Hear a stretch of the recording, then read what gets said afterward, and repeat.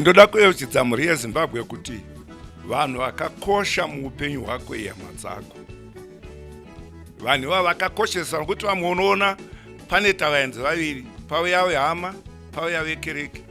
Hama chaiyo mumba yavo neiona iri panze yakagara. Munhu akakoshesesa muupenyu hwako ihama yako. Hama haipuwi munhu, uye mwana wehama hanzi wavingei. Mashoko makukutu. Anoziva kuti pamba ndo pababa munini wangu, pamba ndo pavatete vangu, pamba ndo pamaini guru vangu. Anosvika pamba ipapa achigara, nokuti hama haipuwi munhu. Adii kungotsauka akangoenda pamba pasiri pehama yake. Saka ngatikoshesei ukama hwedu. Ndoda kutaura nyaya yenhurwa.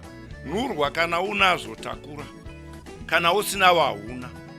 Vana vanoramba kubuda mudzimba dzokurara, imbwa hora idzi dzisizvitsva. Hauzomuudza akura, anoudzwa zvataurwa namaisamba ari mudiki. Mukangoona pauya vaeni unobuda. Izvozvo mashoko makukutu ataurwa nasekuru.